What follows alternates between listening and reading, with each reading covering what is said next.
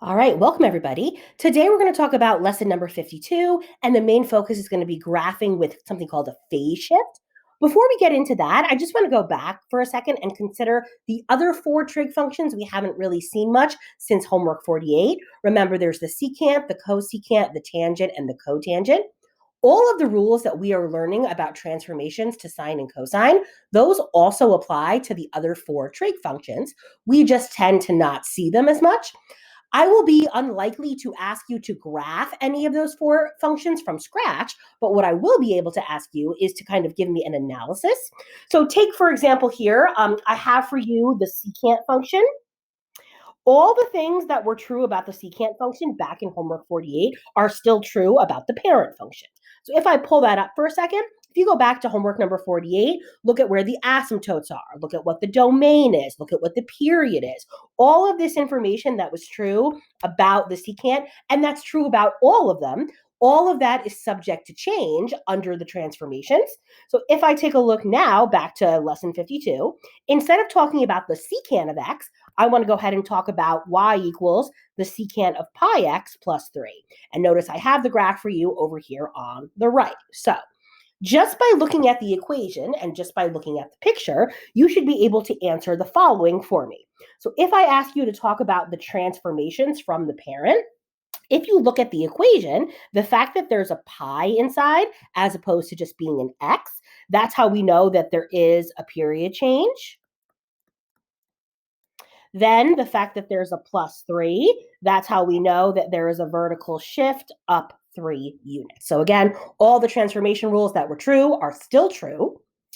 Then in terms of actually finding the period, in order to find the new period, you either are going to do 2 pi over b or pi over b, depending on what the period of the original function was. So if we look back at the original secant, remember the period is how long it takes to go through one full cycle. So one full cycle is one full up-down movement. And remember, they don't necessarily have to be connected.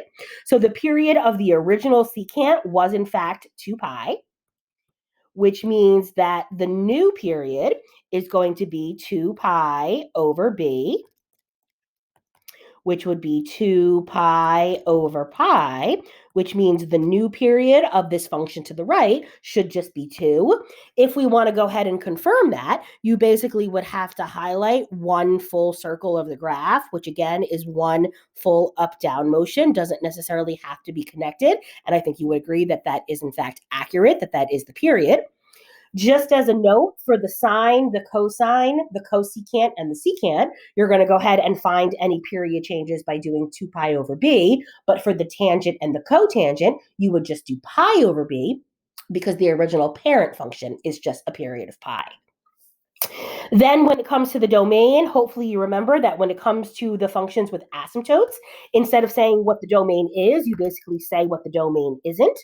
So looking at this graph over here, again, you would be trying to identify where there is an asymptote. So if you're looking at what is happening here, it appears that the asymptotes are halfway between 0 and 1.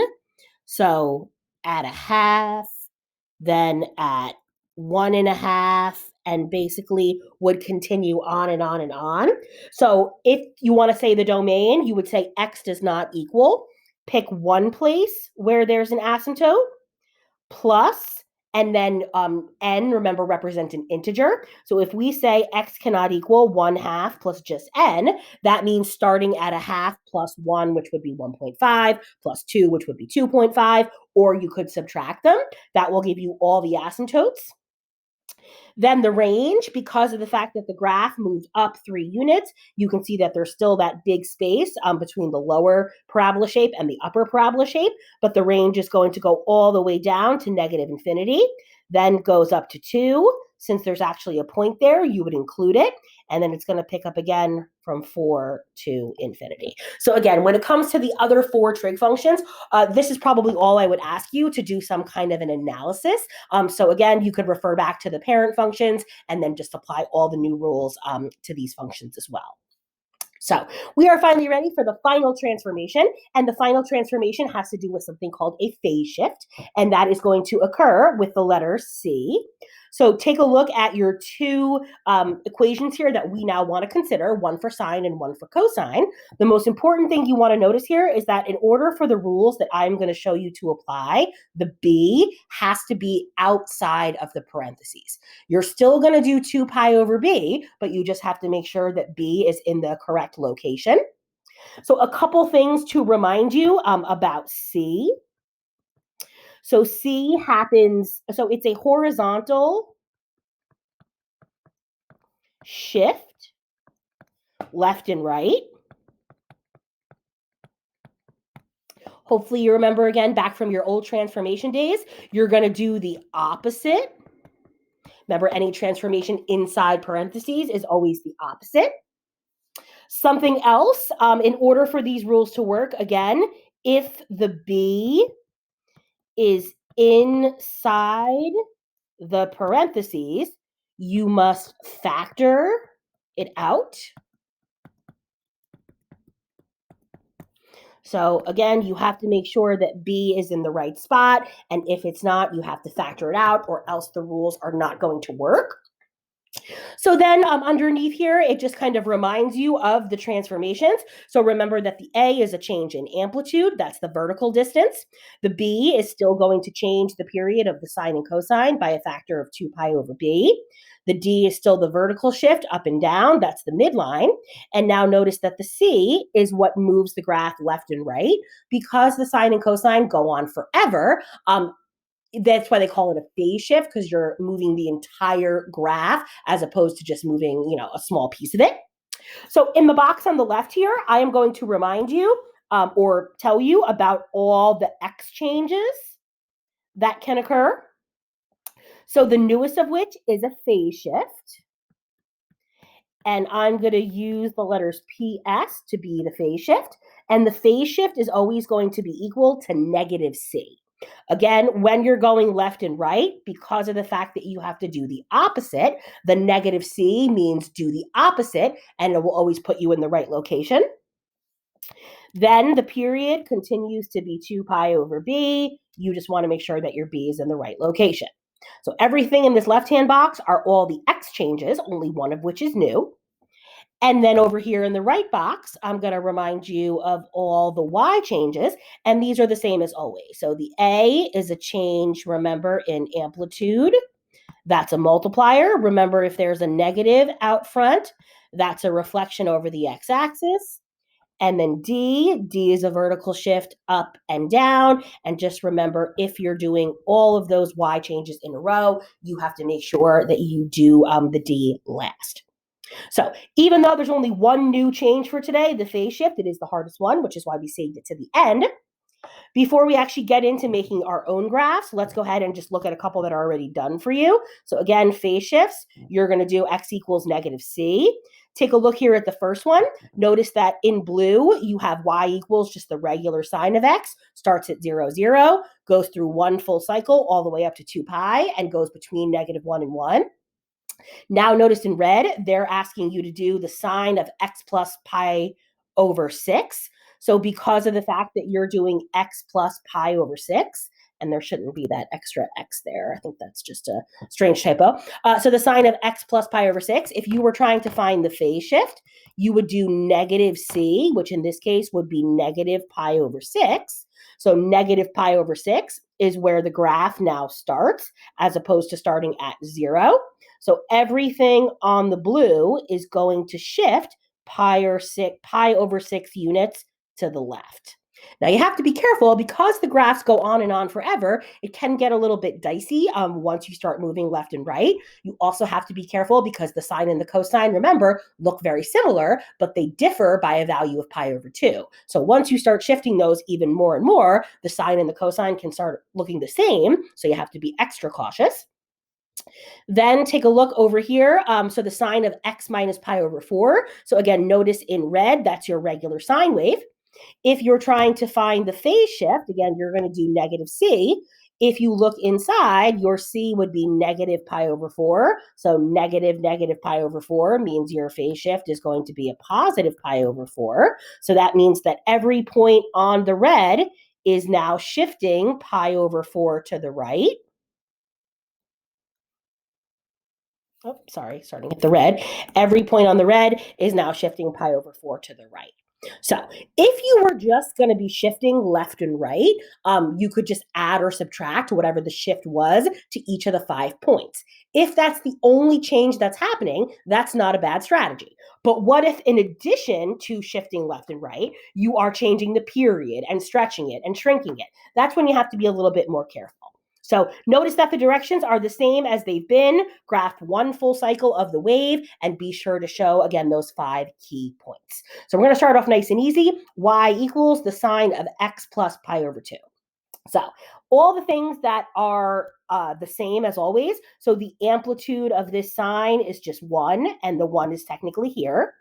The B is technically inside here, so it's a 1. So the B is just 1, which means the period remains 2 pi. There's no change in midline, so you're still going to start at 0. There's no reflection. And then when it comes to the phase shift, so again, the phase shift, you have to look inside.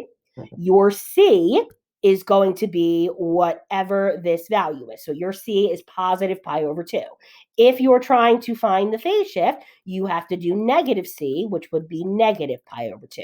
The reason being, you have to go opposite. You have to go to the left. So again, I continue to kind of enjoy making a little list just so I don't get lost in what's going on here. And then you're going to go ahead and start sketching. Something that's a little different this time, I actually recommend not putting your y-axis in until you know exactly where it's supposed to go. There are cases where you're going to shift all the way left into the negative region or all the way right into the positive region. So sometimes it makes sense not to put the y-axis in until you know exactly where it's going to be located. Notice that in the previous problems up until today, we always started at 0. And please keep in mind, you can continue to have a phase shift of 0 if there's no plus or minus on the inside. Don't forget how to do the easy problems just because we're now doing the hard ones. So if there is no phase shift, you're going to still start at 0. But if there is a phase shift, that is now going to be your leftmost point. And then to find your endmost point, you have to do the phase shift plus the period. Remember, the period is the distance from the beginning to the end. So if you're starting at the phase shift, you have to add it to the period in order to find out where the end value is. So in this case, negative pi over 2 is your phase shift. You then have to do negative pi over 2 plus 2 pi. You would most easily do that by finding a common denominator. So you're going to change 2 pi to 4 pi over 2. So negative pi over 2 plus 4 pi over 2 is 3 pi over 2. And then here's where your midpoints really come in handy. So again, to find the midpoints, take half of the ends or add up the ends and divide by 2. So negative pi over 2 plus 3 pi over 2 is 2 pi over 2. Half of 2 pi over 2 is 1 pi over 2. Pi over 2 plus negative pi over 2 is 0, and half of 0 is 0. Pi over 2 plus 3 pi over 2 is 4 pi over 2. Half of 4 pi over 2 is 2 pi over 2, and 2 pi over 2 is just pi. Double check and make sure that that makes sense. It's going from smallest to largest, and you have an increment of pi over 2 in between each one. And now I can see that my y-axis is supposed to be here. Then there are no other changes to the sine wave, so it goes between -1 and 1, which means that my sine wave has to start here at 0, 0, up to 1, 0 in the middle, -1 at the 3/4, and then all the way back to 0. So that is your very first phase shift, and it's a very easy one. So again, all I did was take my sine wave and move every single point pi over 2 units to the left. Now, if you're thinking to yourself, could I have just taken 0, pi over 2, pi, 3 pi over 2, and 2 pi, and subtracted pi over 2, would I have gotten the same answer? The answer is yes. And again, if there are no other changes other than a simple phase shift, that is a perfectly fine strategy. But as we're going to see shortly, if there are more changes, then my strategy, I think, is a better one. So let's go ahead and take a look at number 2. So 2 times the cosine of 2 on the outside, x minus pi over 12. Just for argument's sake here, if you want to label, so this is your A, this is your B, and then this is your C. So the amplitude is 2. I know that the period is 2 pi over 2, which means the period is now pi. And the phase shift is negative c, which in this case is now going to be positive pi over 12. So I'm going to, again, start here. And I'm not exactly sure where the y-axis is going to be, so I'm going to leave that out for now. I'm going to start at the very left, which means I'm going to start at the phase shift. Then remember, to find the end, I have to do the phase shift plus the period. So I'm going to have to do pi over 12 plus pi. Better way to do that is by converting this to 12 pi over 12, which means I'm going to end at 13 pi over 12. Now, add the ends and divide by 2. So pi over 2, these should be 12s. 13 pi over 12 and pi over 12. 13 pi over 12 plus pi over 12 is 14 pi over 12. Half of 14 pi over 12, half of 14 is 7 pi over 12. Remember, if you have an even numerator, just take half of it. 1 pi over 12 plus 7 pi over 12 is 8 pi over 12. Half of 8 pi over 12 is 4 pi over 12. And 4 pi over 12 reduces to pi over 3. 7 plus 13 is 20 pi over 12. Half of 20 is 10 pi over 12. And 10 pi over 12 reduces to be 5 pi over 6. I can now see that the y-axis is actually over here, somewhere to the left of pi over 12. So all my 5 key points are going to be in the positive region, which is perfectly acceptable. Go ahead and give myself some values here between negative 2 and positive 2. So now that I've done all that, in terms of the cosine wave, remember that the cosine wave normally starts at 1. So the fact that there's a 2 amplitude means that my first key point is going to be at 2.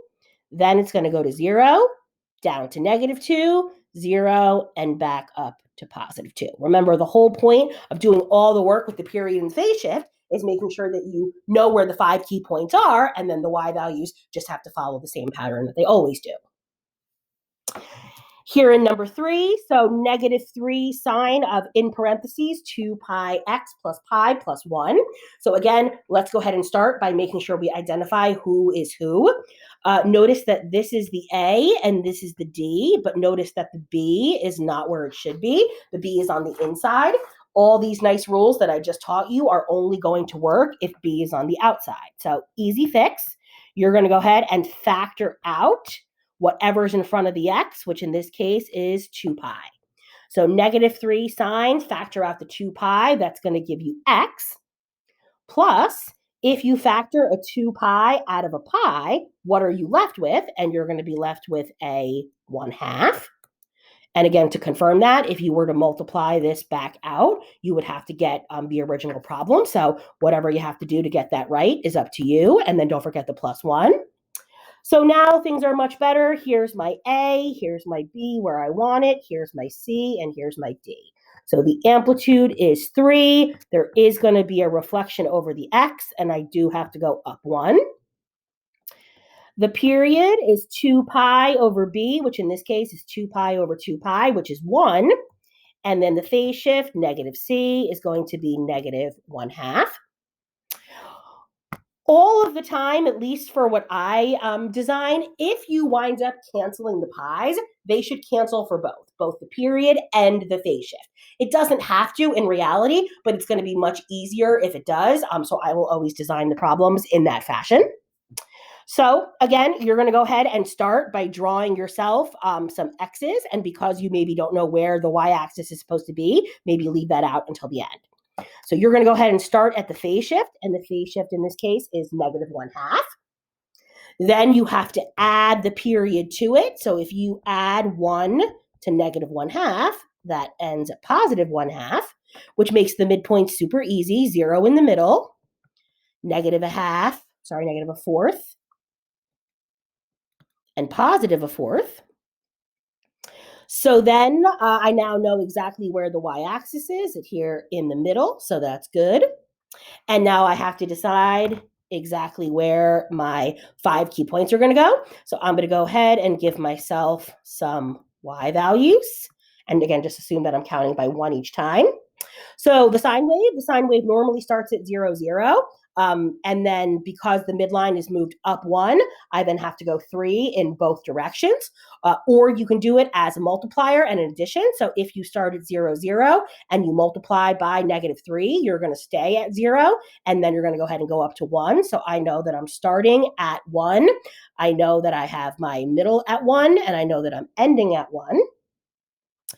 The sine wave normally goes to 1 at the quarter point, which times a -3 is -3, plus 1 would go to -2. So -2, +1. Then the sine wave at the 3/4 point is usually -1, which will multiply by -3 to go to 3, and then up 1 is going to give me a 4. So if I connect the dots, my sine wave should look like this. And remember, no worries if you cross the x-axis at places that are not the 5 key points. That's perfectly acceptable. All right, so hopefully you're getting the hang of it, but just to be sure, let's do a few more. So here in number 4, the first thing that jumps out to me is the fact that the b is inside and I don't want it there. So I'm going to go ahead and factor it out. So y equals -5 times the cosine. I'm going to factor out that 10. That is going to leave me with x plus. If I factor a 10 out of the 3 pi, that means I have to be left with a 3 pi over 10. So again, if you are having any trouble with that factoring, that's a skill you just are going to have to practice with, but you can always just double check by redistributing through to make sure that you're doing it correctly. So here's my A, here's my B, and here's my C. So the amplitude is 5. I know that there is a reflection over x. The period is going to be 2 pi over 10, which will become pi over 5. Then my phase shift is equal to -c, which in this case will be -3 pi over 10. So again, I'm going to go ahead and start with just the x-axis. And then once I decide where my x's are, I can just go ahead and put the y-axis in wherever it's supposed to go. So I'm going to go ahead and start at the phase shift, which is -3 pi over 10. Then to find the endpoint, remember you have to add the period to the phase shift. So you're adding -3 pi over 10 to the period, which is pi over 5, but that's also known as 2 pi over 10. So if you go ahead and add those together, you're going to get -pi over 10. Then find the midpoint of that. So -3 pi over 10 and -pi over 10. Halfway between that is -2 pi over 10. And -2 pi over 10, you're going to reduce it to be -pi over 5. But just as a reminder, that's -2 pi over 10. So then midpoint again, -3 pi over 10 plus -2 pi over 10 is -5 pi over 10. And if you're trying to reduce that, double the bottom, that would give you -5 pi over 20, which would reduce to be -pi over 4. And then -2 pi over 10 plus -pi over 10 is -3 pi over 10. If you want to take half of that, double the bottom, which is going to give you -3 pi over 20. So again, I showed you some of the work here in blue that you can write down for yourself. I'm going to go ahead and get rid of it in a minute, just so it's a little bit easier for me to see. But your 5 key points should be -3 pi over 10, -pi over 4, and then so on down the line. What that tells me here is that my y-axis is actually over here on the right. So everything, sorry, draw that a little neater. Everything is going to be in the negative region, which perfectly fine, however it turns out. Looking at this problem, it looks like I'm going to need to be going up to 5 on each side. Okay, so remember, this is a cosine wave. A cosine wave normally starts at 1 because of the -5 multiplier. I know that I'm going to start at -5, and I'm also going to end at -5, where the midline is still at 0. So those are going to be the points in the middle, and then all the way up to 5 at the top. Remember, some people multiply and add to find the y value. Some people start at the midline and then go 5 up and 5 down. At this point, you have some kind of strategy. So if it's working, then keep on doing it. So hopefully one more should do it. And then here in front of the cosine, there's a 1, so that's the A. Here in front of the x, there's technically a 1, so that's the B. That would be 2 pi over 3 would be your C, and then 2 would be your D. So the amplitude is still 1. The D means we're going up 2. The period is just 2 pi over 1, which is 2 pi, and the phase shift is going to be -2 pi over 3. So again, starting off with the phase shift, which is negative 2 pi over 3, you're going to have to end by doing negative 2 pi over 3 plus 2 pi, and a better way of saying that would be 6 pi over 3. So if you go ahead and add those, you're going to get 4 pi over 3 at the end. Negative 2 pi over 3 plus 4 pi over 3 is 2 pi over 3. Half of 2 is 1 pi over 3. Negative 2 pi over 3 plus pi over 3 is negative pi over 3. Half of negative pi over 3, double the bottom, is negative pi over 6.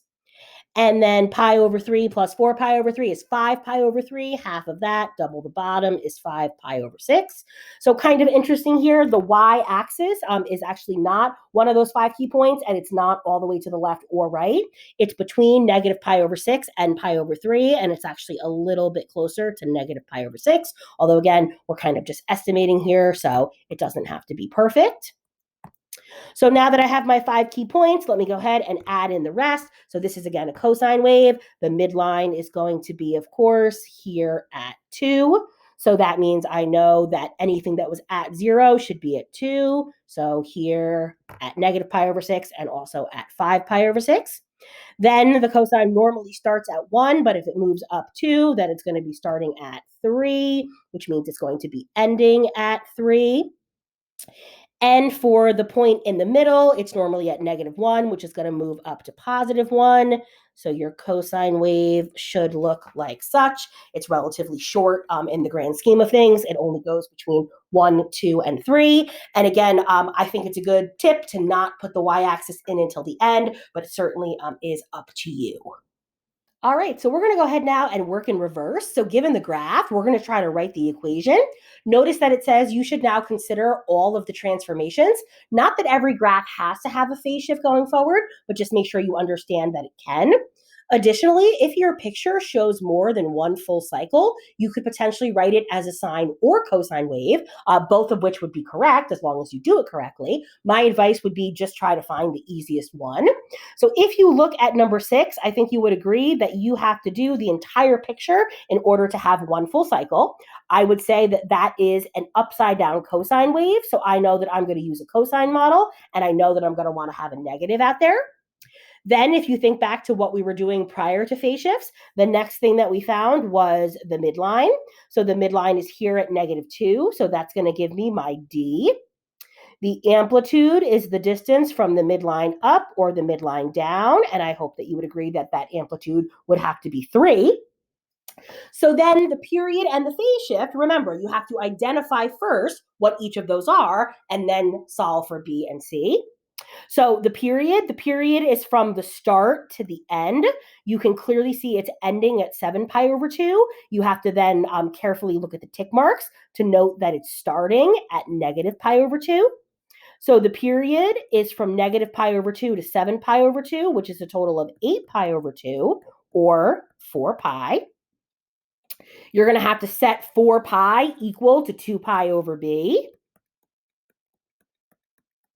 Remember, even though we know what the period is, we still have to solve for b. So b times 4 pi equals 2 pi. Cancel the pi's, divide by 4. B would be equal to 2 over 4, which means that b is going to be 1/2. So I'll go ahead and add that to my list. Now for the phase shift. So the phase shift, the cosine wave normally starts on the y-axis, but because the phase shift went to the left pi over 2, the phase shift is negative pi over 2. Remember that the phase shift is always the opposite of C, so that means that C is going to be positive pi over 2. So you don't necessarily have to show all this work. You don't necessarily have to find the values in the same order that I found them in. I'm just showing you what came naturally to me, and you're going to have to try to come up with your own set of steps. So then to put that all together, you have to make it y equals or f of x equals or something. So I'm going to go with a y equals. So started off with a -3 cosine. Then you want to have your b on the outside. Then you want to have your x and then plus pi over 2. And then lastly, you want to have your d, which is going to be -2. So here is your total function. Go ahead and highlight that for you. So -3 cosine, 1/2 on the outside, that's b, x plus pi over 2 minus 2. Another relatively simple one here in number 7, you're going to go ahead and start by highlighting which would be one full complete cycle, and then hopefully you would again realize that you're going to need the entire thing. By looking at one full cycle here, hopefully you would agree that I'm going to use a sign model, and I'm going to use a positive sign model. The midline appears to just be at 0, so the d is just going to be 0. The amplitude would be the distance up or down, which would be 2. Then for the period, so as far as the period goes, you have to go from the start to the end. So how far is it from pi over 6 to 5 pi over 6? You could subtract. 5 pi over 6 minus pi over 6 is 4 pi over 6, which would reduce to 2 pi over 3. Then you have to take whatever the period is, and you have to set it equal to 2 pi over b. That's the formula for period, and you need to do that in order to solve for b. And without even cross multiplying, if 2 pi over 3 has to equal 2 pi over b, then b has to be 3. Then the phase shift. So normally the sine wave starts at the origin. The fact that you went to the right means that the phase shift was positive pi over 6, which means that the c has to be negative pi over 6 because they always have to be the opposite. Again, you don't necessarily have to find those values in the same way or in the same order that I did, but I just did what comes naturally to me. So let's go ahead and put that all together. So y equals, this is a positive 2 sine wave, b is 3, then inside the parentheses, x minus pi over 6, and of course there is no d, so no value goes on the outside. Okay, so let's go ahead and look at this last one. And again, this one is probably the most difficult because of the fact that you could make a sine or a cosine depending on where you started and where you ended. But again, my advice is always try to do the easiest one. So to me, the thing that stands out the most would be this wave right here from crest to crest. That looks like a positive cosine wave. So I am going to use a cosine model. I'm going to use a positive cosine model. If I'm going to use that, I have to start by finding the midline. Now, the maximum y value is 2. The minimum y value is -3. So halfway between 2 and -3 is actually -1/2. And again, if you're wondering how I found that, you add the max to the min and then divide by 2. But either way, -1/2 is where the midline is. So that has to be my d. We haven't seen a ton of fraction action as far as the d goes, but it happens. Then if -1/2 is the midline, how far up and how far down, that's also going to be a fraction or a decimal, which in this case is 2.5. Could also say 5/2. So then the period is from crest to crest, so from -4 to 6, that's a total of 6. From -4 to 2, which is a total of 6. And again, if you wanted to do that algebraically, you would do 2 minus -4, and that's how you would get a value of 6. That's the period, which you have to set equal to 2 pi over b, which means cross multiply. 6b equals 2 pi, which means that b is going to equal 2 pi over 6 or pi over 3. So go ahead and add that to my list. Then finally, the phase shift. So normally the cosine wave starts on the y-axis. Clearly, the cosine wave has been moved 4 units to the left. So the phase shift is -4, which means that the c has to be the opposite, which is +4. So putting all that information together in one final answer would be y equals, so 5/2 or 2.5 positive times the cosine, pi over 3 for the b, in parentheses, x and then c, which is +4, and then -1/2. That gives me my final answer. And I actually chose the harder ones here for the lesson and then gave you the slightly easier ones in the homework. So hopefully that turns out to be a good thing. So thanks very much for tuning in, guys. Hopefully phase shifts are just one more thing in a long list of information you already knew. And we will catch you next time.